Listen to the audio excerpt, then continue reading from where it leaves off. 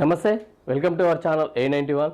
పేద ప్రజల కొరకి ప్రభుత్వాలు మార్చే ప్రయత్నం ఎందుకు చేసే ఆలోచనలు ఉంటాయంటే, ఒక ప్రభుత్వం మంచి చేయలేదు, ఈ ప్రభుత్వం మంచి చేస్తే అనే ఆలోచనలతోటి ప్రభుత్వాలు మారే ప్రయత్నం చేస్తుంటారు. కానీ గత ప్రభుత్వంలో కేసీఆర్, మన తెలంగాణ రాష్ట్రంలో గత ప్రభుత్వంలో కేసీఆర్ కొన్ని ఇబ్బందికర పరిస్థితులు చేసిరని, కేసీఆర్ మంచిగా చేయట్లేదని ప్రజలను ఇబ్బందులు పడుతున్నారని ప్రజలు, నిరుద్యోగులు, ఉద్యోగులు, విద్యార్థులు, పేద ప్రజలు, రైతులు ఇబ్బందులు పడుతున్నారని, ఇప్పుడు ఈ గవర్నమెంట్, వచ్చే గవర్నమెంట్ అయినా మార్స్తే కొంత లాభం కురుస్తుందని ప్రజలు ఆలోచించి ప్రభుత్వాలను మార్చే దిశలో ఉంటుంటారు.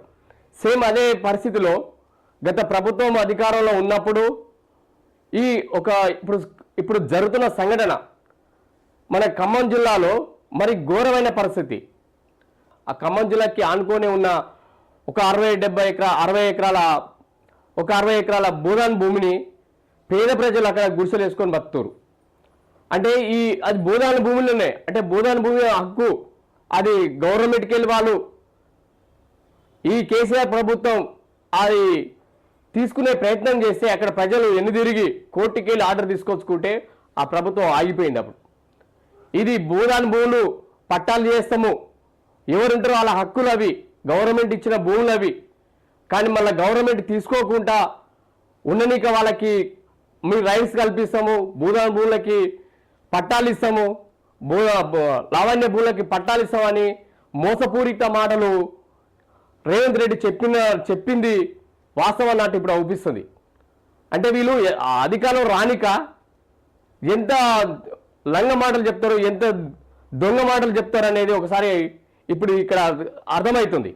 ఇదే రేవంత్ రెడ్డి అధికారం రాగానే భూదాలు భూములు ఇస్తాము, పేదలకి ఇల్లు కట్టిస్తాము, పేదలకి ఉన్న భూదాలను పట్టాలు ఇస్తాము అని ఆయన మనస్ఫూర్తిగా చెప్పిందని వీళ్ళు నమ్మి మోసపోయి ఇలా ఆ ప్రభుత్వాన్ని మార్చేస్తే, ఇవాళ ఆ రోజైతే ఏదైతే గవర్నమెంట్ ఈ ఖమ్మం డిస్టిక్లో, ఈ ఖమ్మం జిల్లాలో ఈ భూదాన్ భూములు కానీ ఇంకా మన రాష్ట్రంలో చాలా భూదాన్ భూములు ఉన్నాయి, కానీ అక్కడ కొంచెం ప్రయత్నం చేసిరు, లాక్కునే ప్రయత్నం చేసిరు గత ప్రభుత్వం.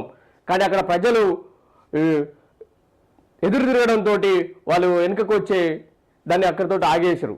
కానీ ఈ ప్రభుత్వానికి ఎదురు లేదన్న విధంగా ఎదురు దిగిన ప్రజలు చచ్చిపోతామని భయపెట్టిన ప్రజలు చచ్చే ప్రయత్నం చేస్తున్నా కూడా మీరు ఎవడి సస్తేంది ఎవడు పోతే మాకేంద్ర భయ అన్న ఆలోచనతోటి ఈ ప్రభుత్వము, ఈ రేవంత్ రెడ్డి ప్రభుత్వము పేద ప్రజల పైన చాలా క్రూరంగా ప్రవర్తిస్తుంది. ఆ క్రూరంగా ప్రవర్తిస్తున్న దానికి ఇదే నిదర్శనం. ఒకసారి ఆ విజువల్స్ చూస్తే అసలు ప్రజలు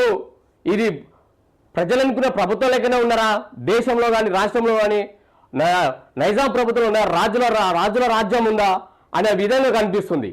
ఇక్కడ హైదరాబాద్లో కానీ మూసీ అనే పేరుతోటి పేద ప్రజల ఇల్లు గులగొట్టి రోడ్లు పాలు చేసి ఇప్పుడు జిల్లాలలో కూడా పడుతురు. అంటే వీళ్ళు ఎంత నీచమైన పరిస్థితుల్లో ఉన్నారో ఒకసారి ఆలోచన చేయాలి. ఇంత క్రూరంగా రేవంత్ రెడ్డి గారు, నీకు ఇది ఎంతవరకు న్యాయం అనిపిస్తుంది?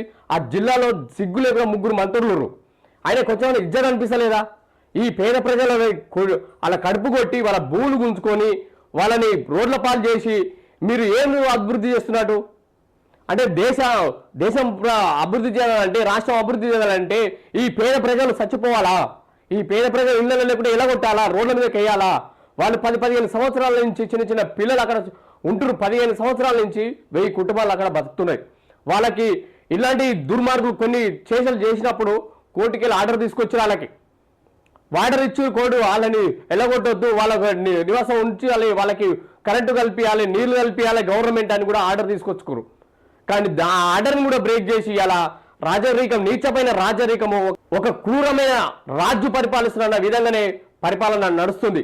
పేద ప్రజల మీద రైతులు చచ్చిపోతురు, యూరియా లేకుండా విద్యార్థులు హాస్టల్లో చచ్చిపోతురు, పేద ప్రజలు ఇండ్లు ఇస్తామని చెప్పి ఇండ్లు ఇస్తారని మాయమాటలు చెప్పి ఉన్న ఇళ్లను కూలగొట్టి ఇంత నీచమైన పరిస్థితికి దిగజారుతుందంటే ప్రభుత్వాలు ఏం చేస్తూ, ప్రభుత్వాలు ఎందుకైనా ఎన్నుకునేది ప్రజలు. అంటే మీకు ఉన్న ఫామ్ హౌస్లు ఉన్నాయి, బఫర్ జోన్లలో ఉన్నాయి, మీ ఫామ్ హౌస్లను కూలగొట్టరు, ఆ మంత్రుల ఫామ్ హౌస్లను కూలగొట్టరు. మీరు బతకనికనేనా ఈ ప్రజలని నాశనం చేసేది, ఈ పేద ప్రజల కడుపు కొట్టేది? మీరు ఏ విధంగా ఇది చేస్తున్నట్టు? అడిగితే అడిగినోని అడిగే దిక్కులు లేదు, అడిగే ఈ ఓరికొని చెప్పుకోలేరు ఈ ఇళ్ళని. అక్కడ ఎస్సీ బీసీ ఎస్టీ మైనారిటీ ప్రజలే బతుకుతారు, వీళ్ళని ఎవరేం చేయలేనా ధోరణులలో ఎంత నీచమైన పాలన కొనసాగిస్తారు అంటే అసలు ఏంది? ప్రజల కొరకే ప్రజలు ఓటేసి ఎన్నుకున్నందుకు అక్కడ మీకే వేసి ఓటేసినాము, మీకు నమ్మే ఓటేసినాము, మీ భూమిది మాకు ఇస్తారు, మేము అధికారంలోకి వస్తే మీ పట్టాలు కల్పిస్తామని చెప్పినారు. ఇవాళ వాళ్ళని అన్యాయంగా రోడ్ల పైకి వెళ్ళగొట్టి ఇళ్ళలో కూడగొడుతూ జేసీలు పెట్టి బలగాలను పెట్టి పోలీసు బలగాలను పెట్టి భయభ్రాంతులకు గురి చేసి 2 రోజుల నుంచి వాళ్ళని చిన్న చిన్న పిల్లలు ఎంత నీచమైన బతుకులు బతుకురు. ఎవరి కొరకి ఈ అధికారాలు తీసుకొచ్చింది? మీ స్వలాభం కొరకేనా? మీ స్వస్థలం కొరకేనా? ప్రజల కొరకు కాదా ప్రభుత్వాలు ఎదుర్కొన్నది? ఓటేసింది వాళ్ళ ప్రాణాలు తీసుకోనికనేగా మీకు ఓటేసింది. మీ స్వార్థం కొరకి ఇంత నీచమైన బతుకులు ఏంటికి? మీరు కోట్లు లక్షలు సంపాదించుకొని చచ్చినాడు ఏమన్నా మీరు వేసుకొని పోతారా? మీరు కూడా వస్తారు కదా రోడ్ల మీద ఒక్కొక్కసారి, ఎప్పుడు మిమ్మల్ని కూడా అదే బొమ్మలు పెడతారు కదా, మిమ్మల్ని కూడా కాల్చి పెడతారు కదా. బతుకున్నప్పుడు ఈ ప్రజలను ఎందుకు, ఈ బీద ప్రజలను ఇంత హింసిస్తారు? ఇంత నీచమైన పరిస్థితులు తీసుకొచ్చేది. ఒకసారి ఆ విజువల్ చూస్తే కడుపు తరుకబోతుంది. ఈ పేద ప్రజలు ఇంత ఇబ్బందులు పెడతారా? ఈ రాజకీయం అంటే ఓటు పవర్ అనేది ఏంటికి తీసుకొచ్చారు? ప్రభుత్వాలు మారితే వీడు చేయకుంటే ఇంకోటి వచ్చేటోరన్నా మంచి చేస్తారన్న ఆశతోటి ప్రజలను మిమ్మల్ని ఓట్లు వేస్తే మీ దొంగ మాటలు చెప్పి అధికారం చేతపట్టుకొని ఇలా పేద ప్రజల మీద మీ ప్రతాపం చూపిస్తారు. ఇది ఎంత నీచమైన పరిస్థితి. ఒకసారి అలా విజువల్ చూసే ప్రయత్నం చేద్దాం. ఎంత ఘోరంగా వాళ్ళు ఏడుస్తారు. నిన్న నుంచి అంబులెన్సులు, లారీలు, అంబులెన్స్లని పోలీసు బలగాలని చూడు ఎంత భయానికి గురి చేస్తారు. అక్కడ ఎంత బలగాలు, పోలీసు బలగాలు. కష్టపడి కట్టుకున్నాం ట్యాంకి కానించి 2 గుట్టలు సన్న, ఇప్పుడు ఇది 3వ మేము కట్టుకోవటం. నెల నుంచి పండు లేకోకుండా ఏం లేకోకుండా ఈయన సాయం చేస్తారని ఈయనకి డబ్బు లేకుండా ఓటెత్తి ఇలా అన్యాయం చేసి జగన్ రేవంత్ రెడ్డి గెలవాలనే రూపాయి లేకోకుండా గెలిపించినాం. ఏమలే ఒక్కసారి ఆయన కొంచెం సాయం చేస్తారని. కరెంటు సంవత్సరం నుంచి లేదు, నీళ్లు లేవు, నిప్పులు లేవు, కడుపుతో ఉన్న పిల్లలు అన్ని నెల నుంచి పోలీసు వాళ్ళు వచ్చినా కూడా ఒకరోజు తిని ఒకరోజు తినకుండా ఉన్నాం సార్. దాదాపు 10 సంవత్సరాల నుంచి ప్రజా జీవితంలో ఉన్నట్టు లేకుండా వాళ్ళు చీకట్ల, కరెంటు లేకుండా, నీళ్లు లేకుండా ఇంత ఘోరమైన పరిస్థితుల్లో బతురు. వాళ్ళ మొక్కలు చూస్తే తెలుసా లేదా ఎంత బీద వాళ్ళు. ఈ దొంగలు అక్కడ ఆ భూమి 60 ఎకరాల భూమి జిల్లాకి ఎడ్డుకోటగా ఉన్నదని ఇప్పుడు ఎకరానికి 10-20 కోట్లు పలుకుతుందని ఈ దొంగ విధవలు వాళ్ళని ఖాళీ చేసి వీళ్ళు పంచుకొని తిందామని వీళ్ళని ఎలగొడుతున్నారు తప్ప మీరు ఏ ఉద్దేశంతో ఎలగొడుతున్నారని, ఏం ఆశించి ఎలగొడుతున్నారు? వాళ్ళకి ఏం మేలు చేద్దామని ఎలగొడుతురా? పేద ప్రజలకు మేలు చేస్తానికే కదా ఈ ప్రభుత్వాలు ఉన్నది. వాళ్ళని ఇట్లా రోడ్ల పైన ఇల్లు కూలగొట్టి ఎంత ఘోరంగా జేసీబీలో పెట్టి కూలగొడుతుంటే చూస్తుంటే ఎలాంటి మనసులోని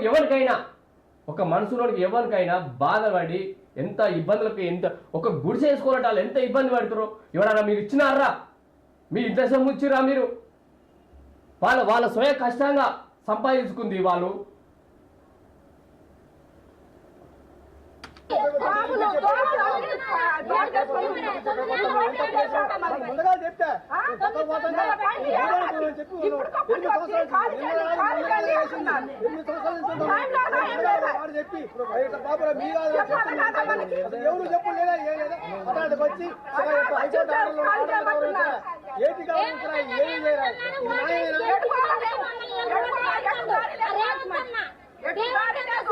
వీళ్ళందరూ అన్న అని ఓటేయబట్టి ఓటేసి గెలిపించాడు.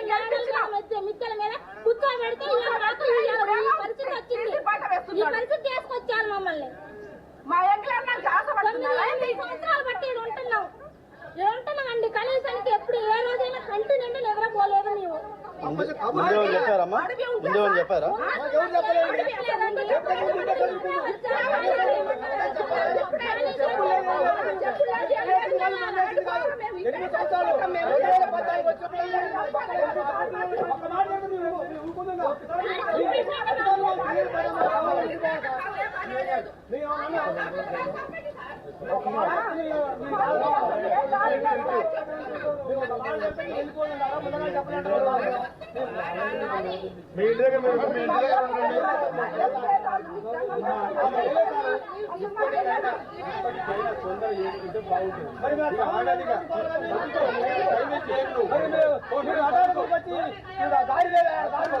పైకి ఆర్డర్లు వచ్చినాయి, ఇంకా మీ ఆగే పరిస్థితి లేదు, మీరు ఏం చేసుకున్నా చేసుకోలేరు అని జేసీబీలతోటి ఆ బలగాలు వేసుకొని మీకు అంత భయమే లేదు. బలగాలు ఏంటిగా మీకు అంటే వాళ్ళు తంతరాని భయంతో బలగాలు వేసుకొని ఎన్నాళ్ళు మోసం చేస్తారు ప్రజలని.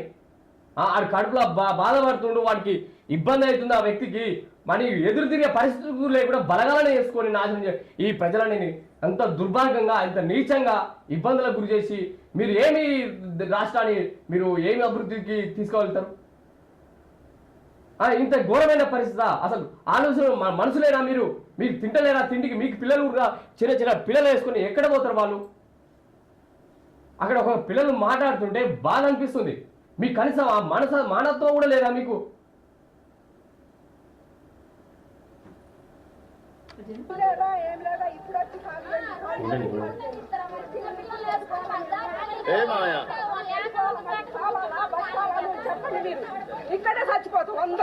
ఆ భయముడు గన్నులు పట్టుకొని కర్రలు పట్టుకొని సేఫ్టీ చెక్కలు పట్టుకొని ఎంత వస్తురు అంటే ఎంత మోసం చేస్తున్నానే కదా ఆ భయంతో వచ్చేది.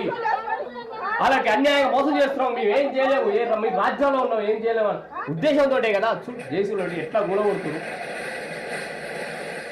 ఇలాంటి వాళ్ళకి మీరు వేరే వాళ్ళకి అండగా ఉండేటైనా ఇది లేక వేరే వాళ్ళని ఆడ కడుపు కొడతాను. ఇక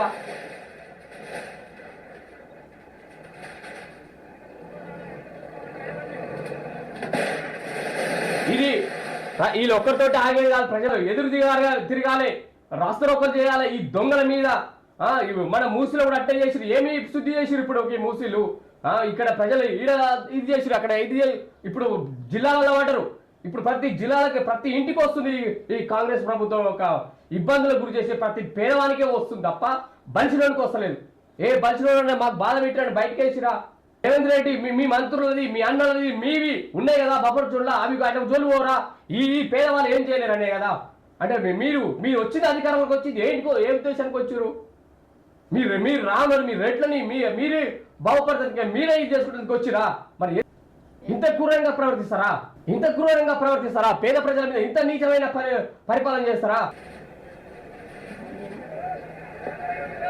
ఇంత నీచమైన పరిస్థితి, ఇంత దిగజారిన ప్రభుత్వాలు, ఇలాంటి ప్రభుత్వాలని మోసం చేసి ప్రజలని అన్యాయంగా వాళ్ళతోటి మాయమాటలు చెప్పి మభ్యపెట్టి ఓట్లు అడిగి ఓట్లు వేపించుకొని అధికారంలోకి వచ్చి ఇంత దొంగ నీచమైన ఈ ప్రజలని మోసం చేసే పరిపాలన తప్ప ఇది ప్రజలకు మేలు చేసే పరిపాలన ఎక్కడ కూడా కనిపిస్తలేదు. సీముని నెత్తు అనిపిస్తలేదా? కొంచెం అన్నం తింటారు కదా, అరే సాటి మనిషికి మోసం చేస్తే ఎట్లా, వాడు కడుపు కొడితే ఎట్లా అని కొంచెమైనా మానవత్వం ఉండదా ఈ రాజకీయ నాయకులకి? ఇది ఇటనే కొనసాగితే మీపై చాలా వ్యతిరేకత ఉంది. ఇప్పటికైనా మార్చుకొని వాళ్ళ భూమి వాళ్ళకి తిరిగియాలి. జేసీబీ ఎక్కి పాప వాళ్ళు జేసీబీ ఎక్కితే ఎంతమంది నువ్వు అని మాట్లాడుతూ వాళ్ళ మీకు ఎక్కి సస్తాలు అయినా సంపడానికి సంస్థలు కూడా మీరు ఎన్నికాలన్నట్టు అవుపిస్తుంది. ప్రజలను చంపి మీరు సంపాదించేదే ఉంది, మీరు అంత కోర్టు సంపాదించుకునేదే ఉంది. మీరు సచ్చినాడు మీరేమైనా వేసుకోపోతారా? మీకు వాళ్ళని చంపి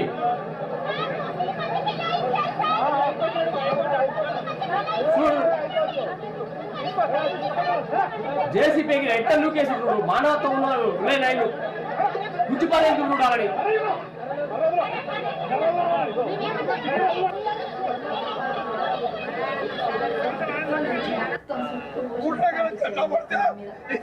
ఏడ్చుడు పెద్ద ఆయన ఏడ్చుడు, ఆయన భార్య ఏమని చెప్పుకోవాలి? రేకులు ఇల్లు అది ఇక్కడ ఏ ఒక్కరికి వచ్చినా ప్రభుత్వం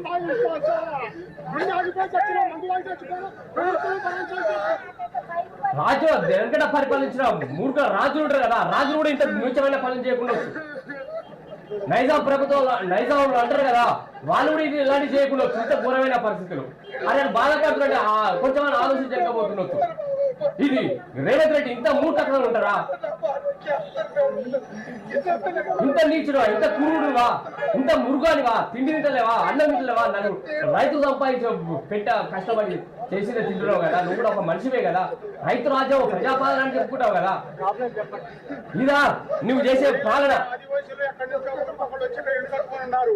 ఆ భూమి కూడా గవర్నమెంట్ కాదు,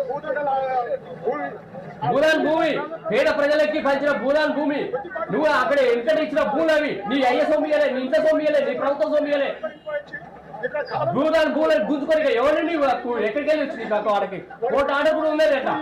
ఈ టైంలో ఇళ్ళని పెట్టడానికి ఇది కరెక్ట్ పొజిషన్ కాదు. రేపు లేకపోతే కోట ఆటను కూడా నువ్వు లెక్క చేస్తున్నావు. ఎంత దుర్మార్గమైన ప్రభుత్వం ఇది, ఎంత నీచమైన ప్రభుత్వం, ఎంత మూర్ఖునివి. I work better under pressure if you keep telling yourself this. But